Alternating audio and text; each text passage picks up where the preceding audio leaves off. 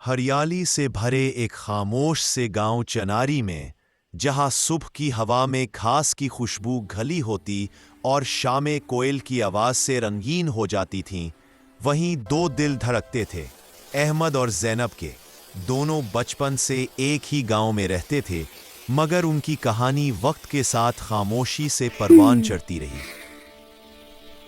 दूसरी तरफ ज़ैनब गांव के स्कूल में उस्ताद बनने की ख्वाहिश रखती थी। वो होशियार, नर्म दिल और हर किसी की मदद करने वाली लड़की थी। उसका घर गांव के किनारे वाक़े था, जहां खिड़की से झांकती रोशनी अहमद के दिल में उम्मीद जगा देती। अहमद और ज़ैनब की पहली बार हकीकी बातचीत गांव में के कुएं के पास हुई।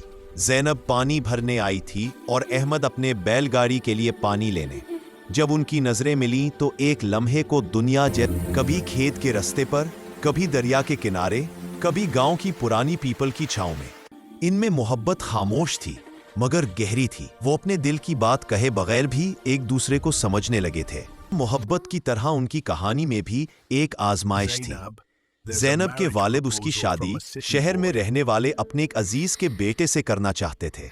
उन्हें लगता था कि शहर की जिंदगी ज़ैनब के लिए बेहतर होगी। जब ज़ैनब ने सुना तो उसके कदम जैसे जमीन में धंस गए। उसने हिम्मत करके अहमद से बात की। अहमद, अब क्या होगा? इसने नम आंखों से पूछा। अहमद ने कुछ लम्हे सोचकर कहा, अगर अल्लाह ने हमारे लिए कुछ लिखा है तो कोई नहीं, सच्चाई की ताकत भी। अगले दिन वो ज़ैनब के वालिद के पास गया। चाचा जी, मैं जानता हूं कि मैं अमीर नहीं, मगर मैं मेहनती हूं। ज़ैनब की खुशी मेरे लिए सबसे अहम है। मुझे एक मौका दे कि मैं अपने आप को साबित कर सकूं। ज़ैनब के वालिद शुरू में सख्त थे, मगर अहमद की बातों में खलूस था। उसकी आंखों में सच्चाई थी। उन्होंने एक शर्त रखी, अगर तुम 1 साल में अपनी कमाई को बेहतर करके घर वालों का सहारा बन सकते हो तो मैं सोचूंगा। यकीनन ये एक मुश्किल चैलेंज था, मगर अहमद ने हार न मानी। उसने खेती बढ़ाई, शहद का काम शुरू किया, सब्जियों का छोटा कारोबार किया, दिन रात मेहनत की। ज़ैनब हर दुआ में उसकी कामयाबी मांगती रही। 1 साल गुजरा तो अहमद ने वो सब कर दिखाया जिसका वादा किया था। गांव में उसकी मेहनत और ईमानदारी की तारीफ होने लगी।